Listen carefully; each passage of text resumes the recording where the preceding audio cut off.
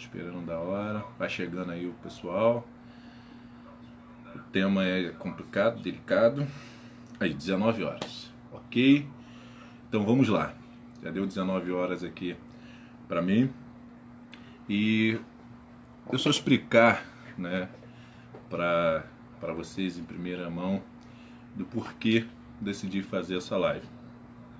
São vários aspectos que me levaram a fazer essa live hoje. Uma delas, a principal, foi uma forte palavra que eu recebi do Senhor, e a primeira pessoa que eu compartilhei essa palavra, ela me disse da seguinte resposta, seguinte feedback: poxa, Eliel, essa vida toda eu nunca tinha ouvido que precisava tomar uma decisão.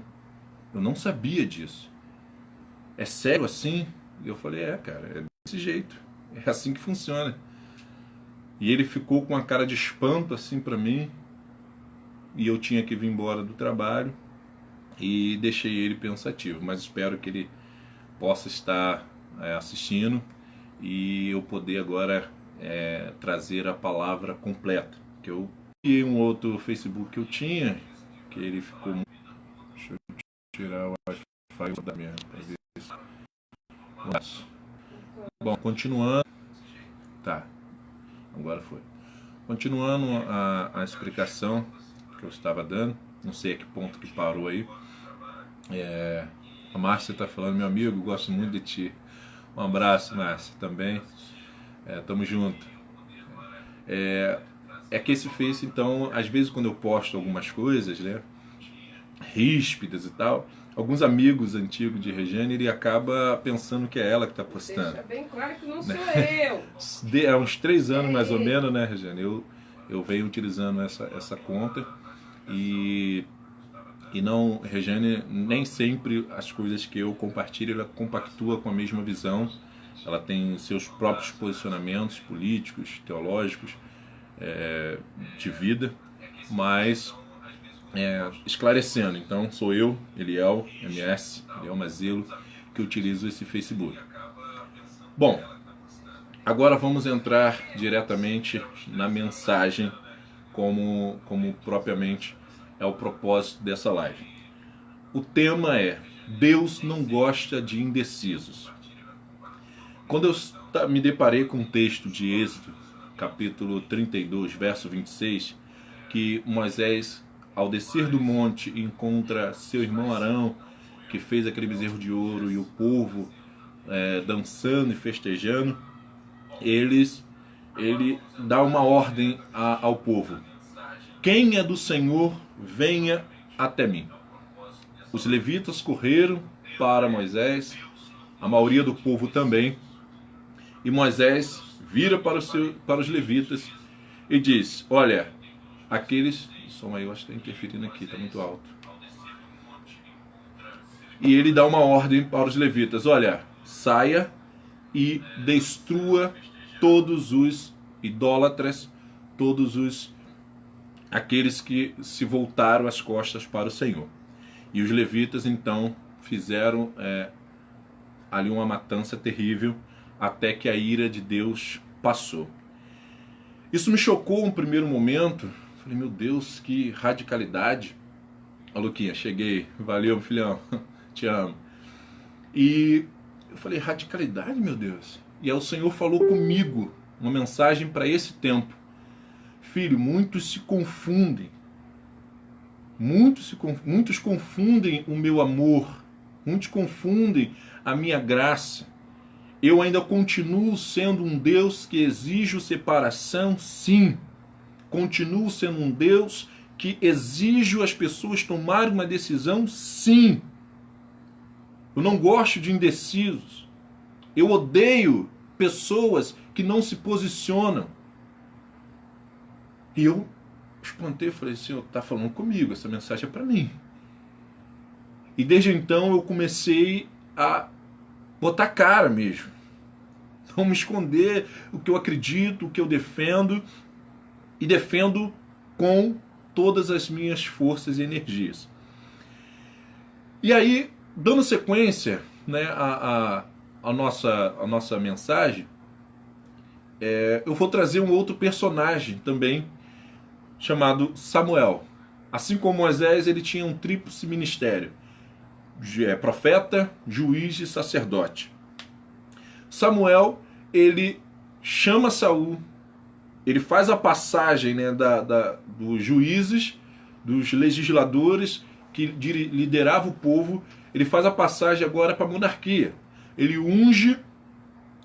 A câmera está muito próxima e está tampando o rosto. Ou é só no meu? É só no seu, Lucas. Eu acho que é só no seu, tá legal. Dá um zoom aí na tua câmera. E Samuel, ele então unge Saul como o primeiro rei, né, de Israel.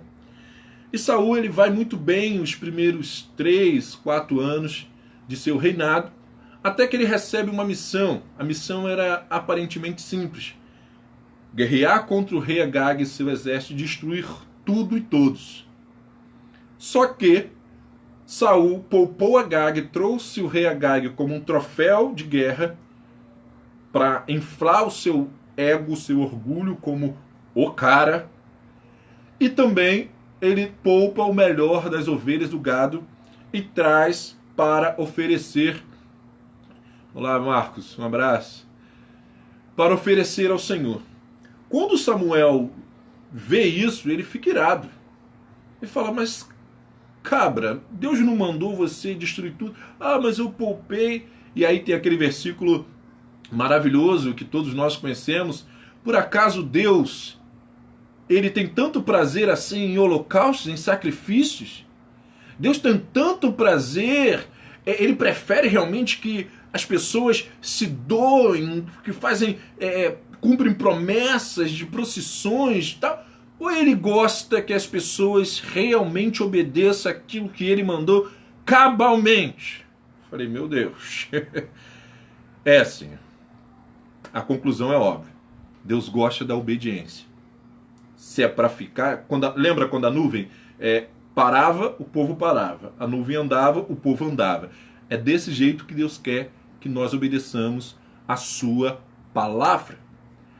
Aí Samuel conclui: a obediência não é melhor do que o sacrifício e a submissão não é melhor do que gordura de carneiros? Eu estou lendo na NVI. E Samuel, então, o versículo 33 vai ser claro. Ele pega a espada e despedaça Agag. Eu sei que a mensagem está com muito sangue. Calma. É necessário esse choque de realidade para que compreenda-se a mensagem de Deus. Samuel pegou com a sua própria mão e despedaçou o rei Agag. E falou para Saul: olha, porque você rejeitou o Senhor, Deus também te rejeitou. Escolheu um que é melhor do que ti. Esse foi Davi.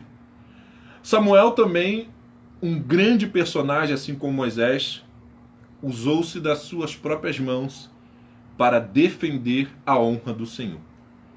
Para deixar muito claro qual é o posicionamento que nós temos que tomar. No vale da decisão, que Joel fala, que a multidão, tem uma grande multidão no vale da decisão, você não pode ser mais um.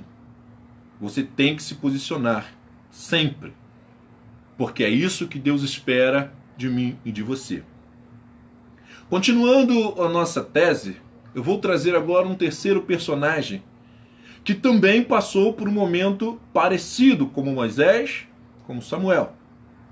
Ah, só um detalhe que eu tenho que trazer também para você, que você é bom acrescentar, porque para mim me chocou quando eu me deparei, que foi a descendência de Samuel. Você sabe de quem Samuel é descendente? Samuel é descendente de Corá.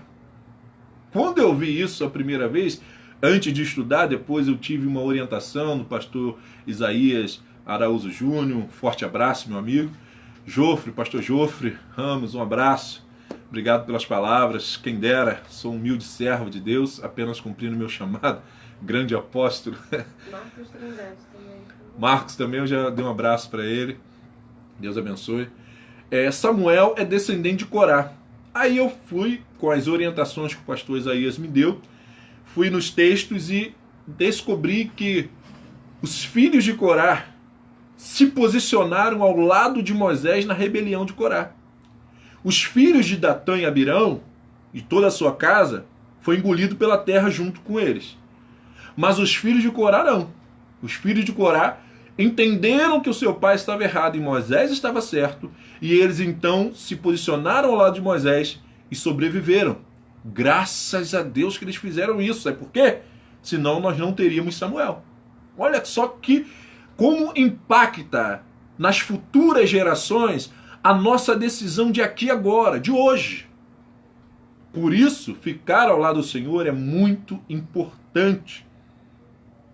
Seguindo agora, trazendo Elias, o nosso próximo personagem para a nossa tese. Elias, ele no Monte Carmelo, é conhecidíssima também de todos. O povo vivia de uma idolatria debaixo das mãos de Jezabel, seguindo o Baal. Elias dá uma palavra que não choveria por 3 anos, não choveria, segundo a sua palavra. 3 anos e meio se passaram, Elias se apresenta para um embate com os falsos profetas, os profetas de Baal, junto também com os de Azera. Foi então nesse embate, lá no Monte Carmelo, que Elias dá a seguinte palavra, em 1 Reis, capítulo 18, verso 21, ao povo. Elias dirigiu-se ao povo e disse: até quando vocês vão oscilar entre 2 opiniões? Se o Senhor é Deus, sigam-no. Mas se Baal é Deus, sigam-no. O povo, porém, não respondeu nada. Eu perguntei ao Senhor, e o Senhor me deu a seguinte iluminação. O povo aqui estava amedrontado. O povo estava, o que chamamos de entre a cruz e o punhal, e a espada. Se eles respondessem que o Senhor é Deus, Baal, Jezabel, mataria e destruiria todo aquele povo. Se eles respondessem que Baal fosse Deus, Deus então, o Deus verdadeiro de Israel, iria os castigar. E aí vem um detalhe. Eliel, a tua mensagem diz que Deus não gosta dos indecisos. Verdade. Mas também eu tenho que te dizer uma outra verdade. Na dúvida, é melhor ficar calado. Se não sabe, não reproduza apenas opiniões dos outros. Busque você o conhecimento. Para mim, a grande diferença na minha vida da faculdade, em todo o processo que eu tive de educação, foi esse. Na faculdade eu recebia emancipação pela busca do conhecimento. Até então eu tinha sempre um tutor, um professor para me orientar. Na faculdade, meu irmão, salve-se quem puder. Quem já fez sabe muito bem o que é isso. É salve-se quem puder. Um abraço, Gilberto, um abraço a todos que estão aí. Muito obrigado, vamos que vamos, porque a palavra é para você, é para mim, é para todos nós. Então, quando se está na dúvida, e o povo estava na dúvida, 3 anos e meio que Deus não se apresenta. Baal é dito como um Deus da fertilidade, da produtividade, e nada acontece, não produz nada, não cai chuva. Então o povo nesse momento estava realmente indeciso. Eles estavam na curiosidade. Agora, morrer com a dúvida não, meu irmão. Ter dúvida é princípio de sabedoria. Ter dúvida é normal. Agora, morrer com a dúvida não. Ficar com a dúvida pro resto da vida, não. Bateu uma dúvida, não sabe. Surgiu um novo assunto, não sabe. Então vai pesquisar, vai buscar a orientação dos líderes, de pessoas que você confia. É assim que se produz o conhecimento. A dúvida, as perguntas, são essenciais para se ter um debate, se buscar respostas. Ok? Então Elias, ele pergunta e o povo não responde nada. Porque o povo está realmente amedrontado. Mas depois que Deus responde com fogo, lambe todo o holocausto, o povo em uma só voz começam a gritar: só o Senhor é Deus, só Deus é o Senhor. Então, nesse momento, a decisão é tomada. O povo se humilha, reconhece. Elias pega da espada e mata os 400 profetas de Baal. Eliel, tua mensagem só tem morte. Meu irmão, calma. As mortes pararam agora, tá bom? Agora em diante, nós vamos ao que interessa. Eu trouxe esses 3 exemplos de intenso confronto para a sua mente, de que a palavra de Deus não esconde nada. Deus, ele é taxativo na hora de defender o seu lado, o seu ponto de vista. Elias é o último profeta que toma da violência, da espada, para poder matar os inimigos de Deus, os falsos profetas. Eu não achei, eu pesquisei e não achei. Se você achar, me mande, me ajude aí nesse estudo.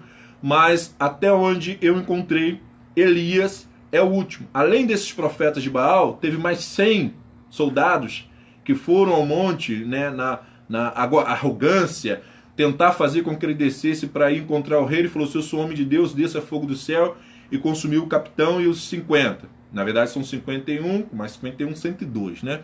O capitão e mais 50. E na segunda, o capitão, com arrogância de novo, com prepotência, e ele, se eu sou homem de Deus, desça fogo do céu. Então, na verdade, além dos 400 profetas de Baal, teve mais 102 soldados que Elias, né, foi responsável ali direto pela morte.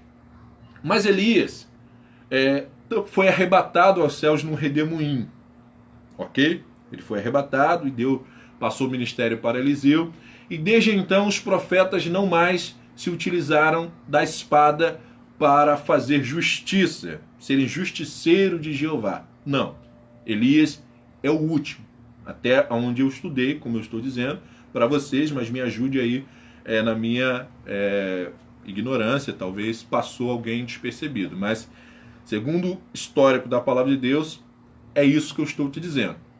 Elias foi o último profeta a se utilizar da espada para defender o Senhor.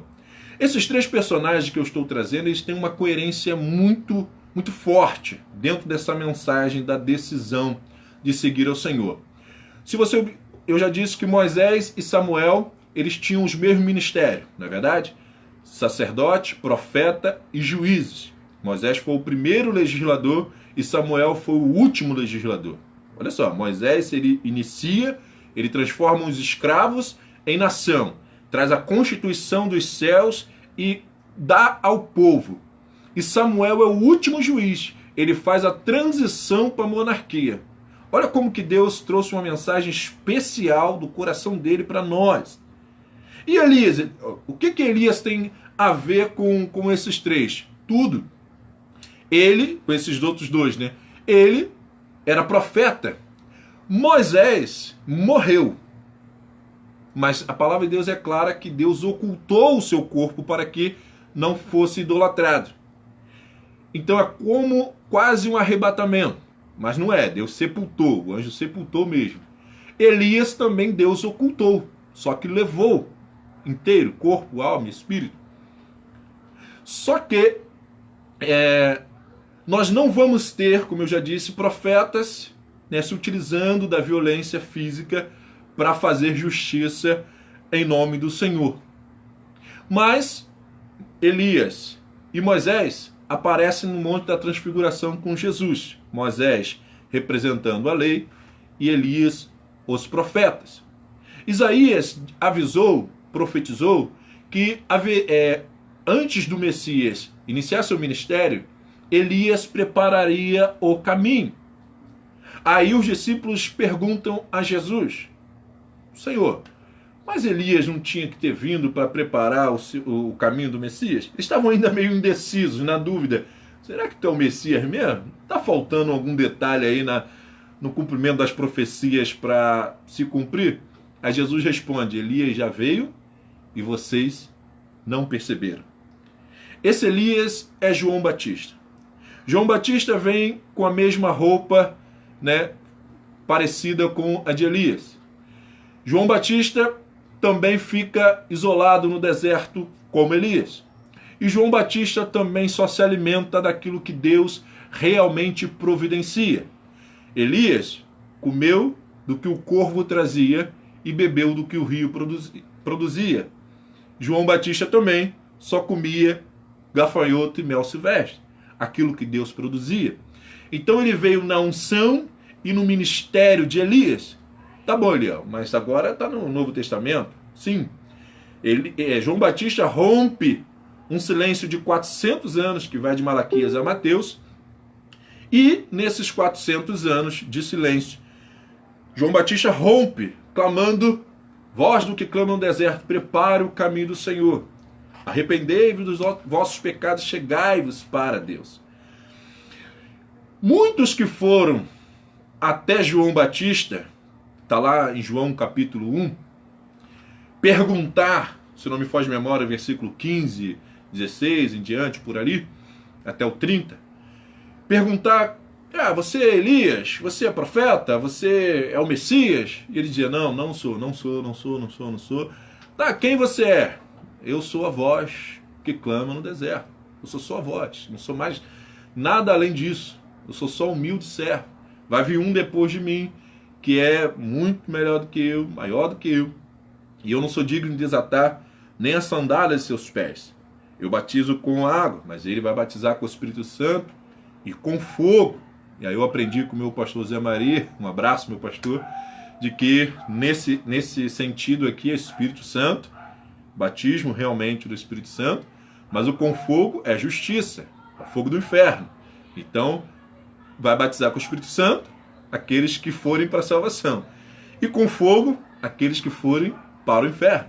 Então Jesus não veio aliviar ninguém, só tem dois caminhos: Espírito Santo ou fogo do inferno. Olha como o negócio é estreito. Não tem meio termo, meu irmão. Não é fácil, não tem centro, não tem escapatória. E aí, abraço Théo Pires também. Luciano, abraço meu primão. Vamos chegando, Rony, Daliene. Eleci Gomes. Ô, meu pastorzão. Um abraço. Daliene também. Daliene eu vi aqui agora. Deus abençoe, Gilberto. Um abraço, meu amigo, saudades. Dando continuidade. João Batista, ele traz, então, o ministério igual de Elias, mas observa, Elias foi o último profeta a utilizar a espada. Mas João Batista, meu irmão, a sua língua, a sua pregação, Rejane, era mais afiada que uma espada de 2 gumes, rapaz. Pensa na mensagem do camarada. Os hipócritas, sacerdotes, os camaradas vinham até ele, ele perguntava: raça de víboras, sua cobra, ô seus salafrais, seus sem vergonha, seus hipócritas, seus mentirosos, seus falsos, seus vagabundos, quem ensinou vocês a fugirem da ira de Deus? Não é melhor vocês irem produzir frutos dignos de arrependimento do que ficar nessa falsidade toda, nessa demagogia, nesse politicamente correto, querendo apenas se aparecer? Toma decisão, rapaz. Toma uma atitude. Mas o que João Batista ganhou foi que quando ele falou a verdade para o rei Herodes e sua amante, ela, ao invés de aceitar a verdade e mudar de atitude, ela decidiu matar o profeta. Quem fala a verdade tem que se preparar, meu irmão. O outro lado, o lado dos inimigos, vão vir. Lembra de Elias? Ele matou os profetas.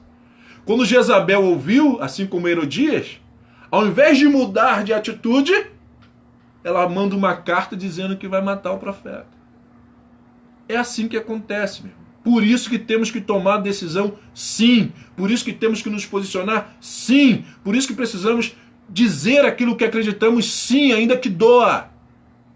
Se está doendo, é porque está tendo pelo menos uma reflexão. É porque a consciência está acusando que você está errado. E a verdade que você está ouvindo, que está entrando nos teus ouvidos, está mexendo com você, está balançando os teus alicerces.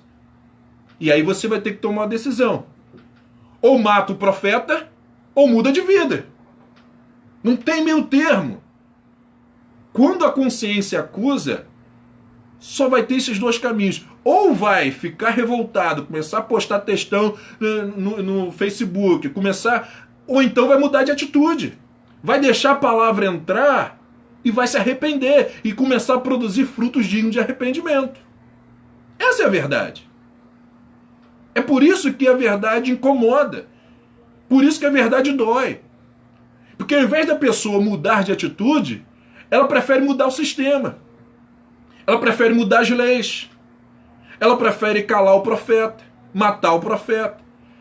Tudo para continuar confortavelmente. Tudo para continuar a sua vida corriqueiramente e não mudar nada. Por quê? Se ela mata Deus, como Nietzsche matou. Se ela tenta matar os profetas, como a Inquisição matou. Se ela tenta fechar as igrejas, como a China faz. Se ela tenta matar, ela consegue ainda prorrogar alguns anos de vida na sua mesma rotina de vida. Lembra dos anjos que foi visitar Ló? Lá em Sodoma e Gomorra?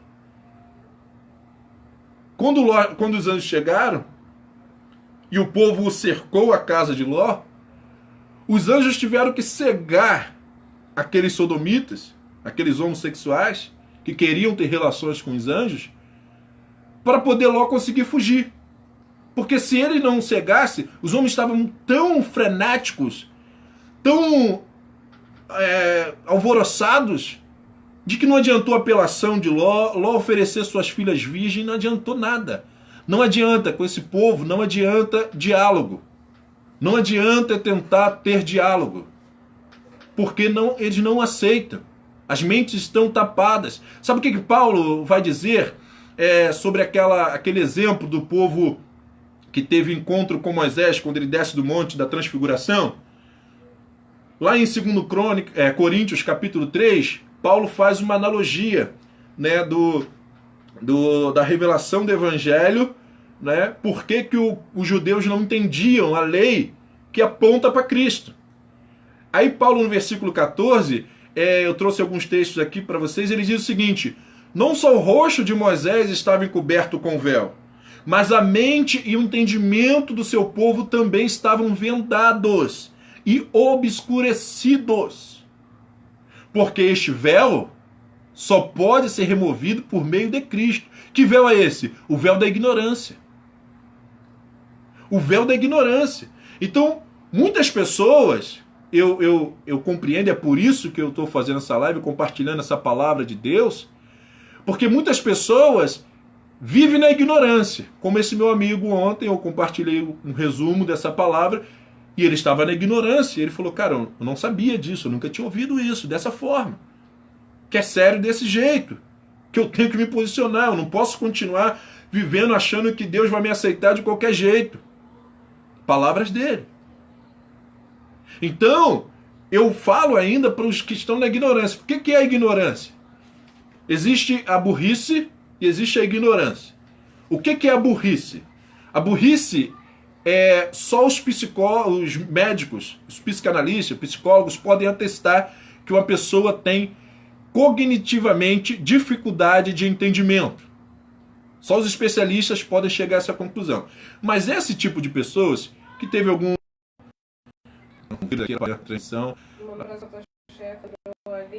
Aline, um forte abraço. Bom. Jeane, forte abraço. Gente, pode chegar, vamos chegando.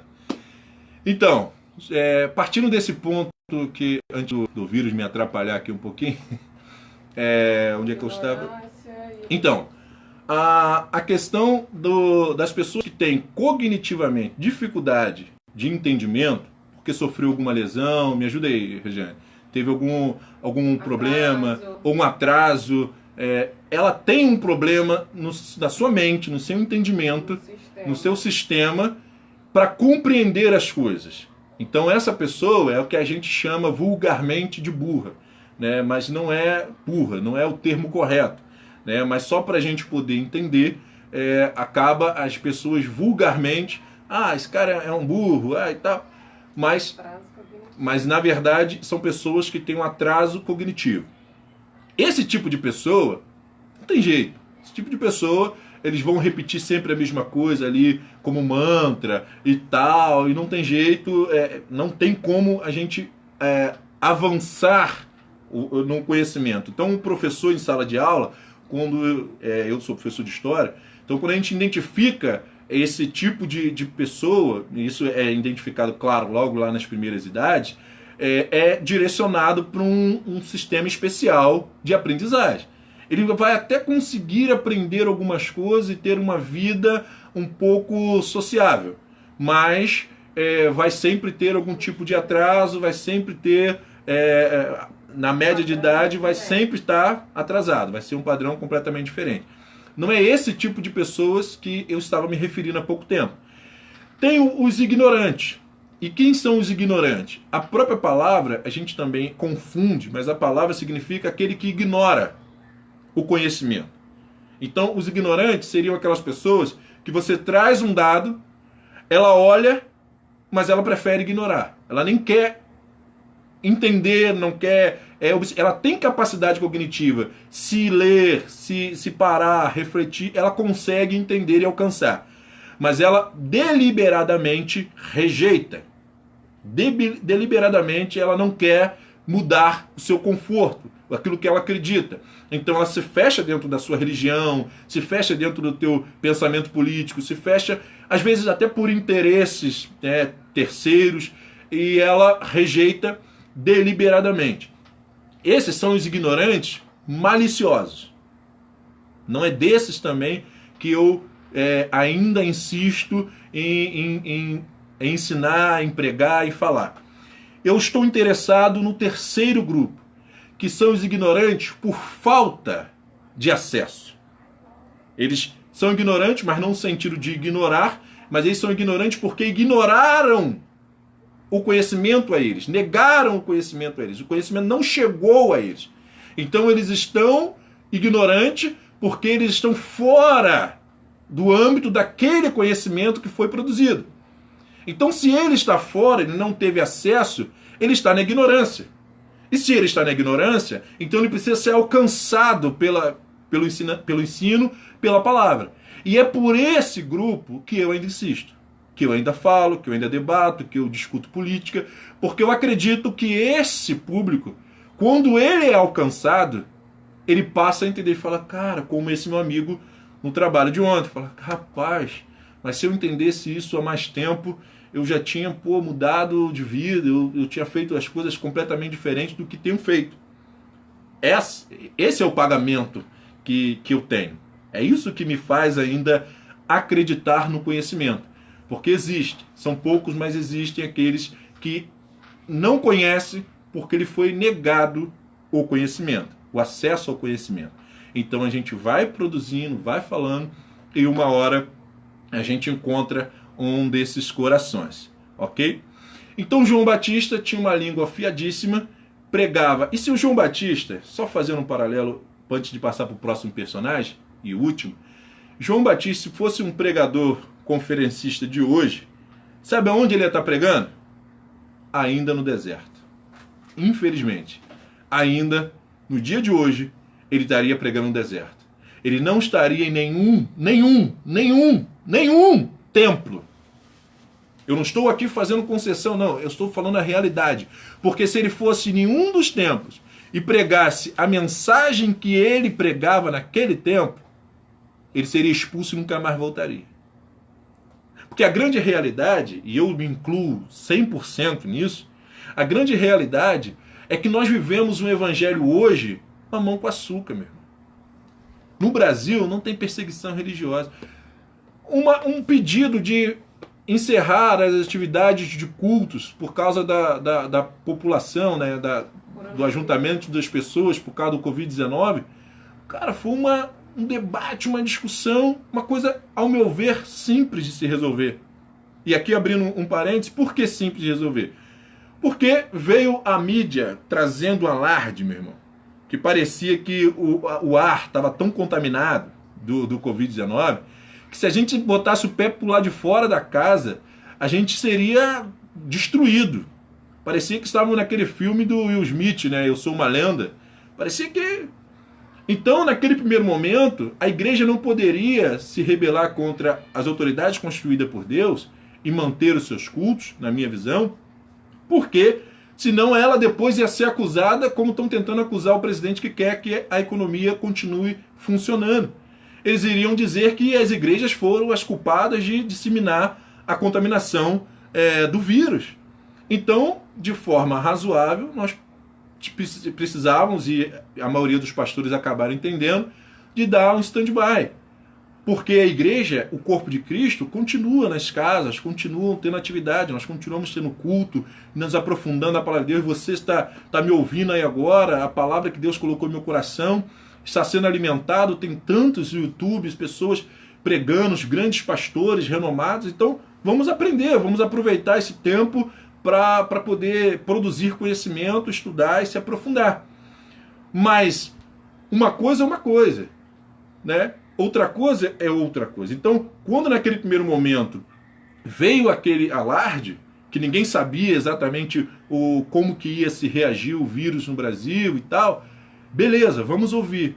Mas depois que entendemos como funcionam as coisas, como que realmente o vírus está se comportando e tal, então, gente, já entendemos que foi uma medida exagerada, foi uma medida errada, vamos reconhecer, vamos nos humilhar, vamos dar sequência, a vida continua, a maioria das pessoas realmente não estão pegando, os que estão pegando estão ficando curados, a cura já está quase ao alcance de todos, confiando em Deus, mas num primeiro momento foi um terror realmente, meu Deus, parecia que era um apocalipse, parecia que a metade da população mundial ia ser destruída, morta, assim num piscar de olhos. E, na verdade, o vírus está concentrado muito mais realmente em quem tem debilidade ou de idade. A minha mãe tem 70 anos, vários problemas de saúde, então é uma preocupação constante que nós temos, distante de mim, está lá em Queimados, né? Então, um abraço a todos os queimadenses aí também.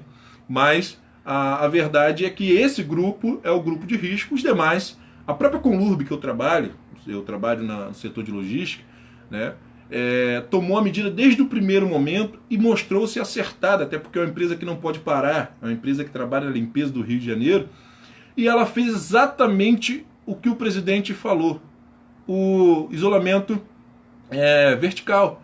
Ela isolou os acima de 60 anos, inclusive eu tive que trocar de setor para poder... eu estava trabalhando em casa, mas agora eu estou indo ao centro de operações para poder cobrir justamente um companheiro que tem mais de 60 anos. Então ela isolou, deixou em casa gestantes e quem tem qualquer tipo de problemas que podem ser agravados pelo coronavírus e levar à letalidade. E os demais, todos os demais, trabalhando. Na última semana, isso foi desde o início do mês, na última semana, essa semana agora, ela mudou um pouco a regra, diminuiu para 6 horas, de 8 horas e 20 para 6 horas de trabalho, para também diminuir o tempo que os funcionários estão trabalhando na rua, para poderem ir para suas casas, e a cidade está se mantendo limpa, tranquila. Então, se essa medida que a própria Conlurb tomou, se fosse tomada em todo o Brasil, eu acredito que não tivéssemos nenhum problema na economia, demissões de emprego, empresas falindo, consultórios fechados, mobilidade urbana impedida, mas enfim, foi feito e agora precisa ser revisto porque a vida ela continua. Então, só abrindo esse parênteses da questão, né, que eu falei agora há pouco do debate que surgiu na questão das igrejas.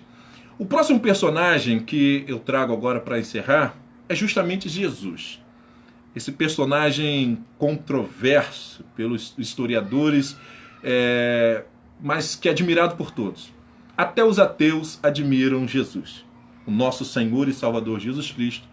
Até os ateus admiram, porque a sua palavra de amor, de compaixão, a sua palavra de libertação, a sua palavra de ensinamento, o seu método de ensinamento, até um testemunho que eu ouvi do Augusto Cury muito me chamou a atenção, que ele se converteu quando ele foi fazer um estudo no método de Jesus, né? Quem me contou isso foi Rejane, eu fui buscar e realmente constatei, e ele fazendo um estudo sobre o método de Jesus. Ele é um psicanalista, né?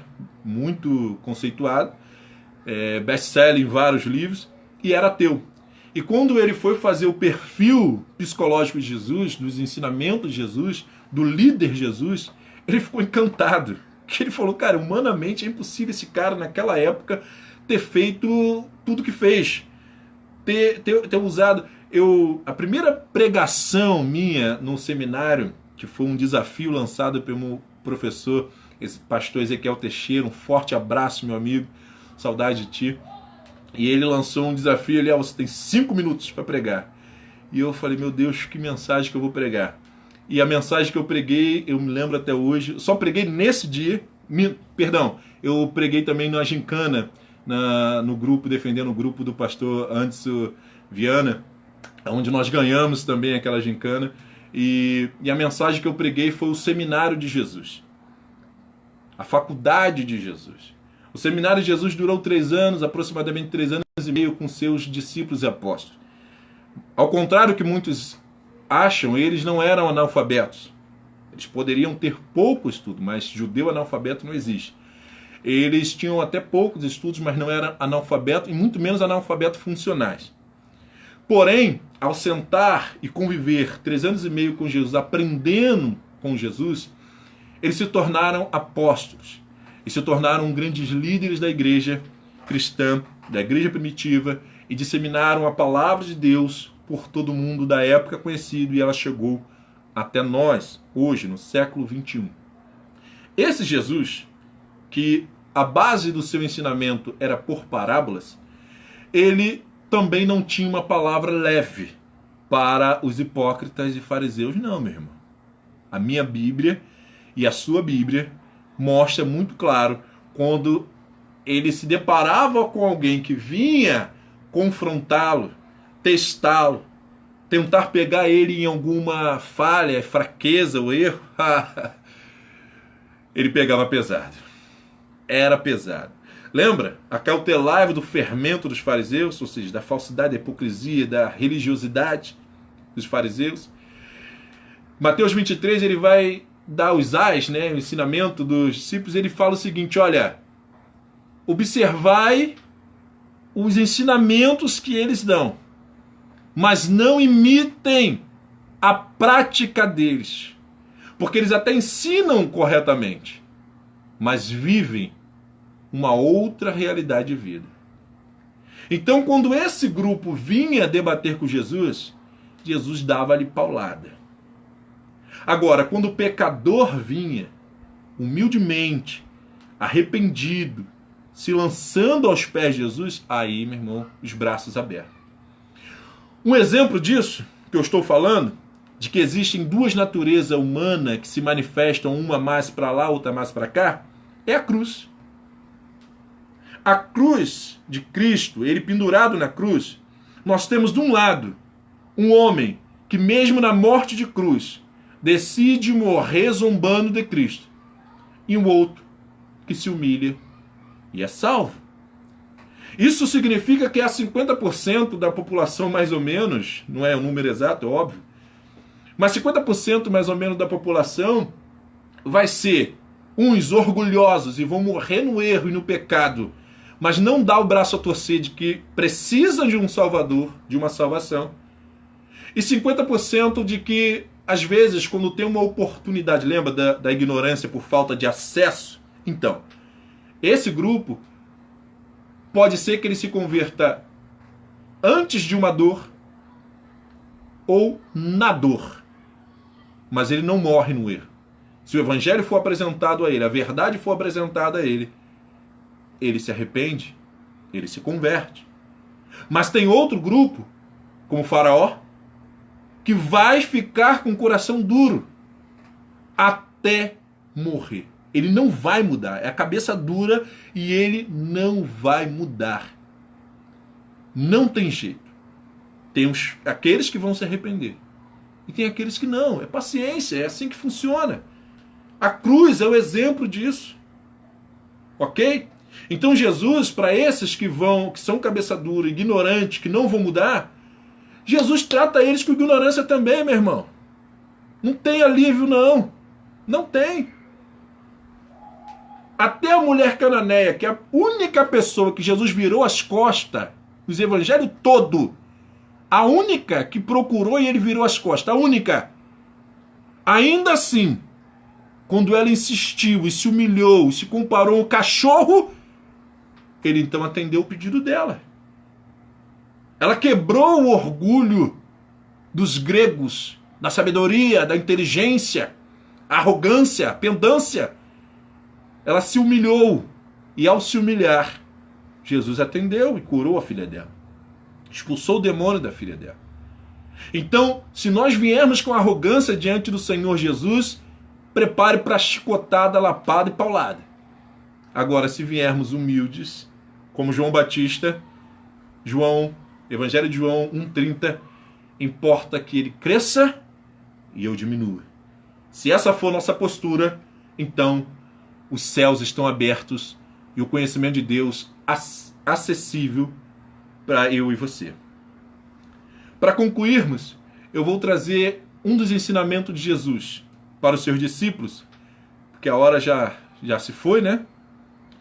Já está terminando, eu não quero cansar mais ninguém. Marcos capítulo 4, versículo 2 ao 9, ele conta a parábola do semeador. E no versículo 30 ao 20, ele explica para os seus discípulos e dá um puxão de orelha neles. Fala, vem cá, se vocês não entendem essa simples parábola, como vão entender as outras coisas mais difíceis que eu tenho para ensinar? Vambora, minha gente, vamos prestar mais atenção. É esse Jesus aqui que eu estou pregando. É esse Jesus que eu estou falando. Um Jesus que não alivia não, meu irmão, não tem essa. Não adianta ficar com raiva de mim, já disse, eu só estou lançando a palavra. E essa parábola, deixa eu abrir um parênteses aqui, foi uma parábola que me tirou de uma depressão. Se você não sabe, vou abrir aqui para você. No início do meu ministério da palavra, que eu saí pregando, encheu-se meu ego, os colegas, rapaz, como Deus te usa. E eu fui como os gregos. Coitado de mim, que ignorância. Até que Deus me ensinou de uma dureza que não vai ter tempo de eu contar aqui agora. Aí depois disso eu falei, Senhor, não vou pregar mais.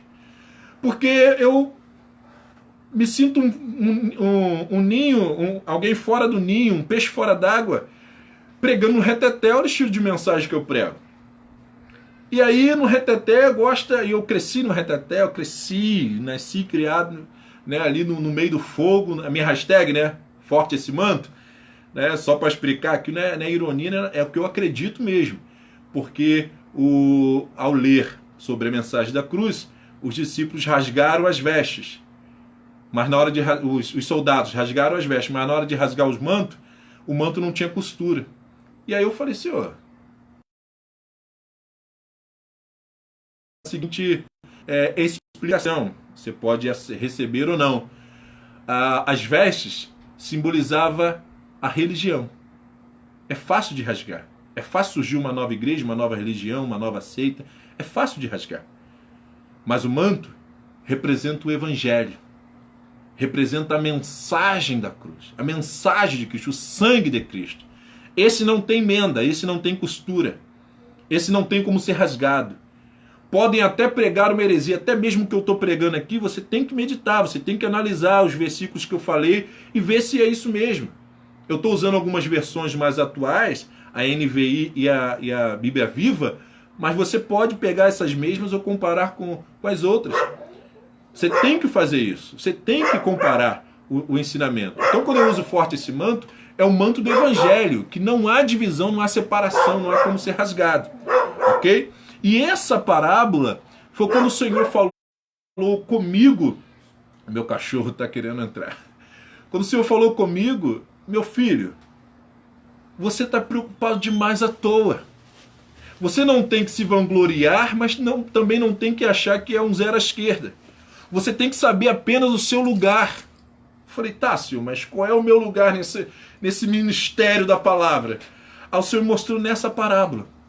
Vem cá, a semente tem algum problema nela? Não. É a palavra de Deus. O semeador tem algum problema nele? Não.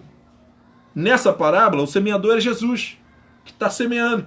E hoje somos nós, os seus profetas, seus discípulos, seus apóstolos, seus pregadores. Então, quando ele perguntou para mim, a semente tem problema? Eu falei, não. O semeador tem problema? Eu falei, também não. Ele falou, qual é o problema então?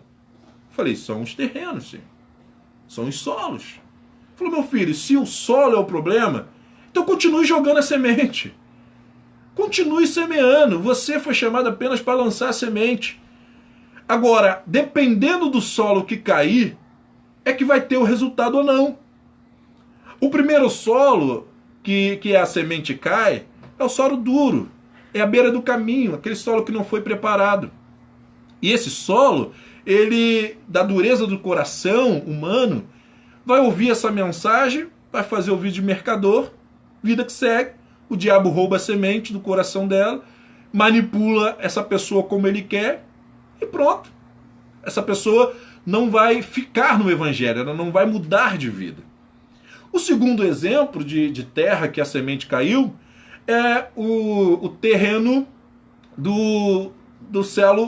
da terra sem profundidade. Então, quando a semente caiu nessa terra que não tinha profundidade, ela até chegou a produzir, nascer a plantinha. Ela até cresceu, mas quando veio a primeira dificuldade, simplesmente ela morreu. Aí depois, a sequência do terreno, o próximo terreno que dessa parábola, é o terreno dos espinhos. Observe que essa é um pouco diferente das outras duas, dos outros dois solos. Por quê? Porque essa semente, ela deu uma árvore, a árvore nasceu, mas ficou sufocada pelos espinhos, ficou sufocada pelas aflições da vida, e quando ela começa a ter ganância por ganhar dinheiro, ganância pelos prazeres da vida, observa que ela fica uma árvore, mas ela não dá fruto. São muitos crentes que nós olhamos, até mesmo eu e você, em algum momento da vida podemos aparecer com essa árvore. Quando mudamos o nosso foco daquilo que realmente interessa, nós parecemos ainda que nada mudou. A árvore está lá, mas passa anos e anos e não tem fruto. Jesus, quando chegou numa árvore como essa, uma figueira, e não encontrou fruto no tempo que ela tinha que dar fruto, ele mandou ela secar e ela morreu. É esse Jesus mesmo que eu estou trazendo para você, tá? É esse Jesus. Ele olhou para aquela árvore e mandou morrer e ela morreu. Esse Jesus que não alivia, em João 15, falando sobre a videira, ele falou que a vara que estiver nele e que não der fruto é arrancada e lançada fora.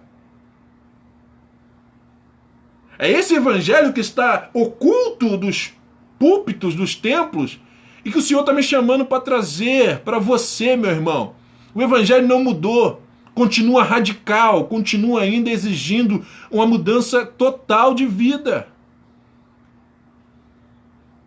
E é essa árvore que às vezes fica sufocada, sem gerar fruto, e que fica atrapalhando. Porque olham, é uma árvore bonita, então não vamos arrancar os espinhos que podem matar ela, não vamos limpar, e aí fica aquela árvore atrapalhando, ela não dá fruto, é aquele famoso ditado, né? Não entra nem deixa os outros entrar, fica ali na porta, atrapalhando, impedindo a passagem dos outros, né? Aquele, igual eu, né? O mais gordinho, e aí na hora de entrar na porta, não entra e fica no meio da porta, e aí atrapalha a passagem dos outros. Não, meu irmão, vamos tomar uma decisão, vamos nos posicionarmos, vamos sermos crentes como realmente o Senhor quer, vamos ficar do lado da verdade, vamos ficar do lado do bem, vamos ficar do lado do Senhor, vamos tomar atitude de servo de Deus, vamos fazer a diferença, parar de ficar atrapalhando o reino de Deus, tirando gente do reino de Deus. Fomos chamados para colocar na arca, não tirar da arca. Quem tira é Deus, deixa crescer o joio com o trigo. Então observa o seguinte, e aí foi onde eu tive paz no meu espírito. Quando nós pregamos, 25% é que realmente vão ser terra boa, pessoas que estão interessadas mais em Deus, pessoas que gostam do conhecimento profundo de Deus, pessoas que são altruístas, pessoas que gostam de observar todos os ângulos, que não é tapada. São pessoas terra boa, pessoas que mudam de opinião, pessoas que compreendem. São 25%. E eu fiquei em paz. E aí eu sempre brinquei que eu era meio batisbleia. E aí eu fui vendo que eu estava indo mais batista, ficando mais batista, e cada vez mais batista, e mais batista. E acabei indo para a PIB da Barra, né? Ano passado nós nos mudamos para a PIB da Barra. Continuo ainda acreditando que o manto é forte, que não há divisão no Evangelho. É tudo um mesmo povo, a mesma igreja de Cristo que vai morar nos céus. Só que existem ambientes que agradam mais a um, mais a outros. Existem lideranças que se encaixam melhor com o perfil de uns e com outros. Existem ambientes de som mais barulhento, que agrada a uns. Tem outros ambientes mais calmos, que agrada a outros. Então, esse tipo de gosto, de postura, Deus não se intromete, meu irmão. Onde é que você se sente bem é onde você vai cultuar e servir a Deus. Mas eu estava na Advec, ficamos 7 anos lá, muito bem. Saímos na benção. Meu pastor, ainda considero meu pastor Silinhas, pastora Raquel Malafaia, pastor Silas Malafaia, admiro muito. Homem de Deus, homem que luta pelo que é certo, pela palavra de Deus. Como ele mesmo diz, ele erra, ele é ser humano, ele erra, ele toma posturas que depois volta atrás. Ninguém é obrigado a concordar com o que ele diz, você pode discordar 100% do que ele diz, apenas tem que respeitar o posicionamento dele, assim como ele respeita também todos os demais posicionamentos. Mas aí, já concluindo a nossa mensagem, Adriana chegou aqui. Um abraço, Laerte, meu amigo. Laerte, Fabiana Maia. Gente, vamos que vamos. O Lucas tem uma pergunta aqui. Pode fazer agora? Pode fazer. Estão acabando, mas... Eliseu tratou Naamã no mesmo nível ou não atendeu e mandar o servo? Ao não atendê-lo e mandar o servo? No caso, pelo Jesus que... tratava... Não, é Eliseu, né? Pelo que eu entendi da pergunta dele, foge um pouco aqui da nossa mensagem, né? Que é a questão da tomada de decisão.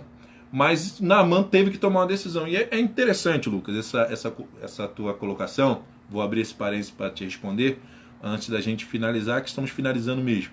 Mas vou tratar dessa tua pergunta, porque pelo que eu entendi, é como se Eliseu tivesse discriminado Naamã, talvez, tratado ele de uma forma indiferente.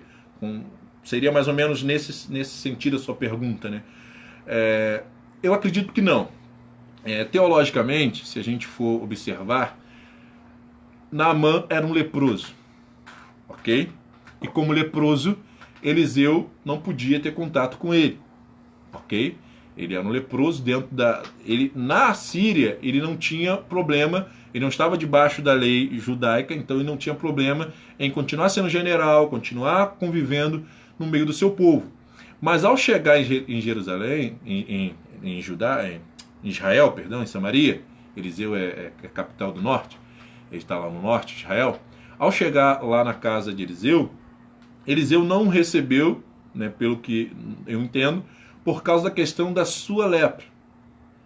E Naamã, ele vai, que a gente sabe, todo mundo prega, e é o que está lá no texto, ele vai com uma pompa, uma prepotência, vou chegar lá, o cara vai dizer uma palavra lá e pá, vou ficar curado, acabou. E Eliseu, a ordem de Deus, porque ali não foi Eliseu que tomou uma ordem, a ordem que Deus deu a Eliseu, e aqui vai ser interessante essa colocação por algo que eu ia dizer na sequência, mas essa palavra agora se encaixa. Eliseu recebe uma orientação de Deus e manda Naamã. Porque o que precisava ser tratado Naamã, primeiro, não era a sua aparência externa, mas era o seu problema interno, o seu orgulho, a sua vaidade. Era isso que precisava ser quebrantado em Naamã primeiro, para depois ele receber a cura da sua pele. Então, ele recebeu de Deus a orientação, mergulhe 7 vezes lá no Rio Jordão e você vai ficar curado. E Naamã rejeitou de imediato, mas ouviu os seus servos. Isso prova que Naamã era um general, mas que dava liberdade aos seus conservos para poder dialogar com ele. Então era um cara que, né, também ouvia outros posicionamentos e tal. E quando seus servos colocam ali a posição, pô, se não fosse uma coisa difícil, você não faria? Uma coisa tão simples como essa, não custa nada, o que adianta, o que custa? O senhor vai lá e se mergulha? Então Naamã se humilhou, mergulhou e ficou curado. E aqui, Lucas, eu vou entrar na seguinte questão que eu ia falar exatamente na hora que entrou a tua pergunta. Tudo tem um tempo e um modo certo de se fazer. Quem disse isso foi Salomão em Eclesiastes. Está dentro lá do meu estudo que eu estou fazendo no meu canal do YouTube, Eliel MS, HCT, História, Cultura e Teologia. E eu estou trabalhando nos capítulos de Eclesiastes. Já fizemos o primeiro vídeo na quarta passada, o próximo agora vai quarta-feira que vem. E todas as quartas nós estaremos postando um novo vídeo. E um desses é exatamente esse capítulo, esse tema, o tempo e o modo. E aí, olha como acertar é complicado, cara. Assim como essa parábola, só 25% da terra era boa, para acertar, para a gente fazer a coisa certa, também nós temos 25% de chance para acertar. E da onde sai esse meu pensamento, essa minha matemática? Bom, vamos lá. Segundo Salomão, existe um tempo e um modo certo para se fazer qualquer coisa. E ele dá vários exemplos lá que eu não vou trazer aqui. Você vai ter que assistir lá no meu canal quando esse vídeo ficar pronto e sair, tá bom? Estou ficando muito feliz, empolgado com essa série que está sendo muito boa, chamada Reflexões da Vida. Da vida, claro, da vida de Salomão, tá? Não é minha ainda não, porque eu ainda estou muito novo para ter tantas reflexões e sabedoria assim como Salomão trouxe. Mas reflexões da vida de Salomão, que ele descreve para nós no livro de Eclesiastes, eu vou estar trazendo esses estudos, estou trazendo lá no meu canal. Então, o tempo e o modo certo. Então, existe um tempo certo e um modo certo. E olha como é difícil acertar. Se eu tenho o tempo certo, então, vamos lá.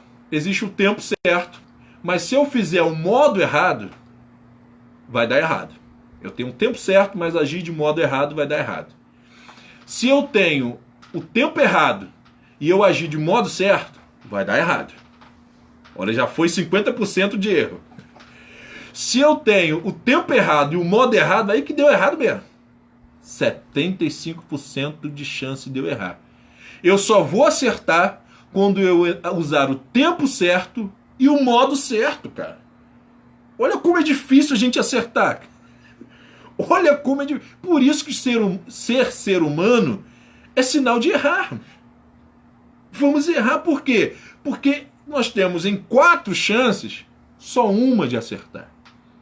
Então por isso precisamos pensar, usar conselhos dos mais velhos, pesquisar. Ainda assim podemos errar.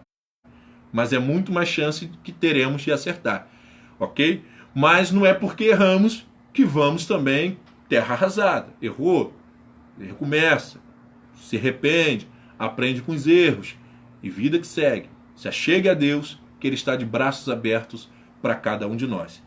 Então, para finalizarmos mesmo, que já chegamos às 8 horas, eu quero trazer Apocalipse, que encerra com esse nosso pensamento sobre como Deus odeia os indecisos, como Deus odeia aquele que fica cocheando entre 2 pensamentos, aqueles que não sabem de que lado está, se é do lado de Deus ou aonde ele está, perdido.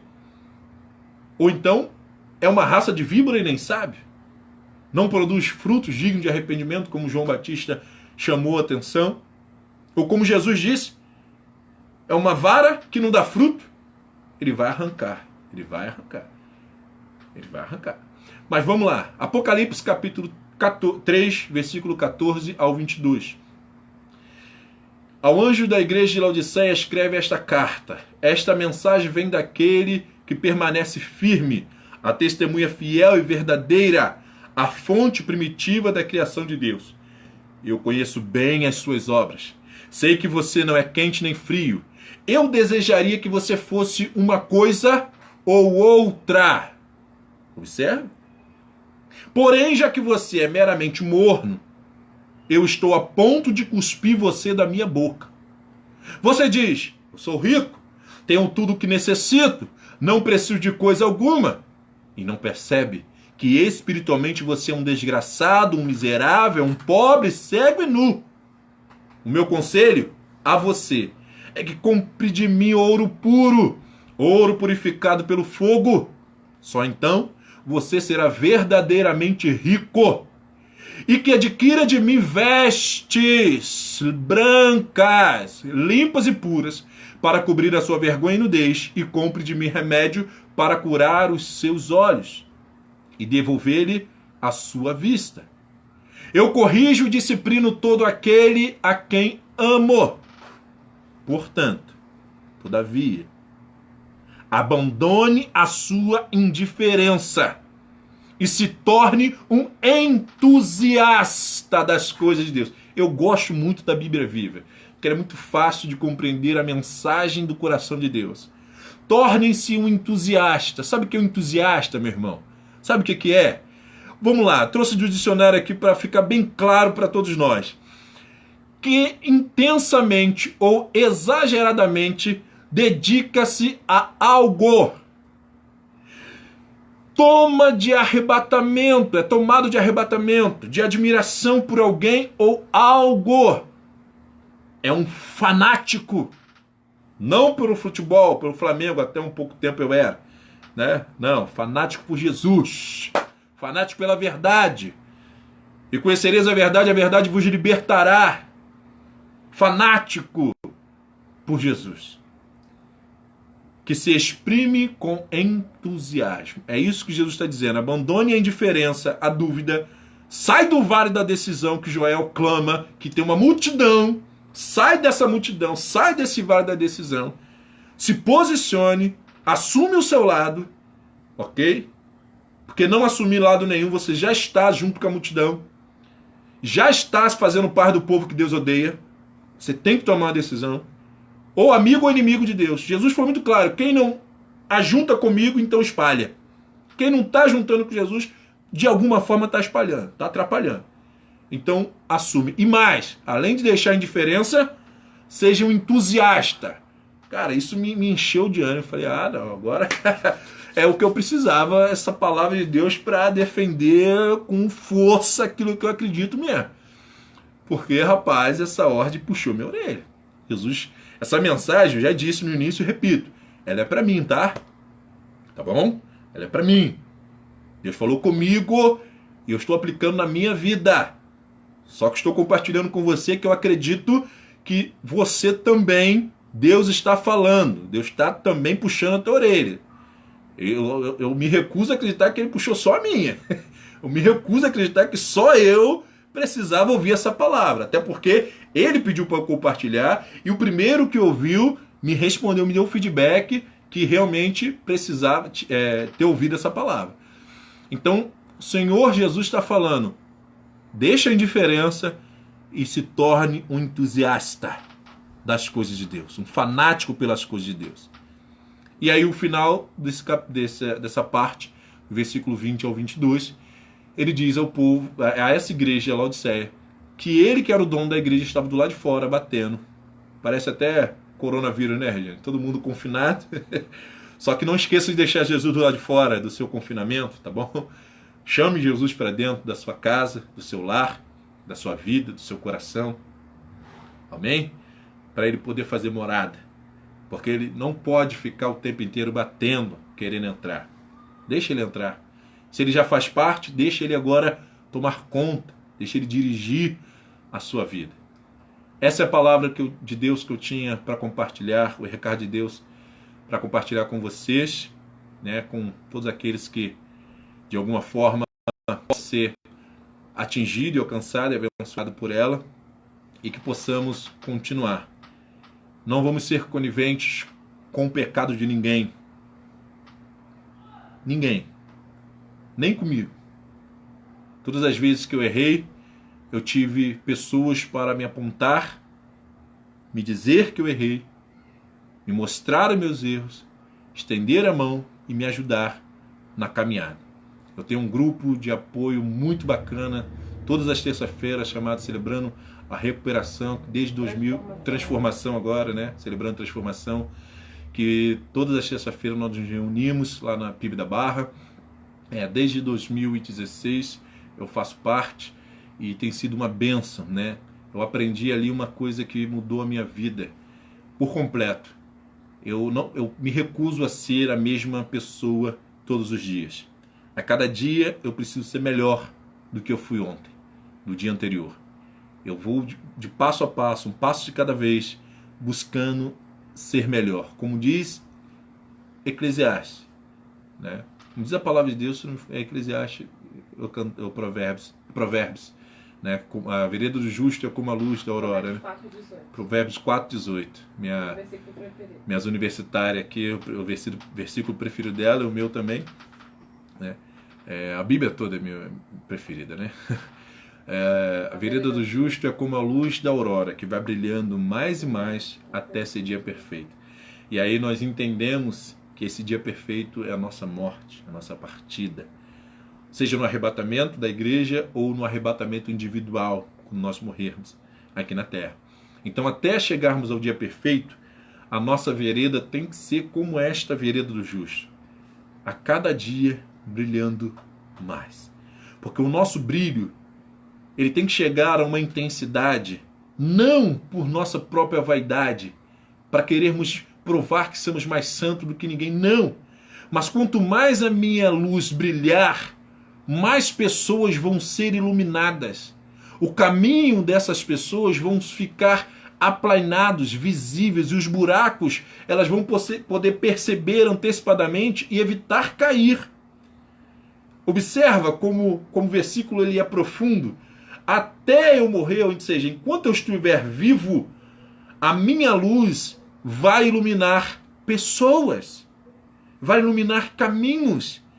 Então eu não posso abandonar as minhas convicções e eu não posso permanecer o mesmo todos os dias.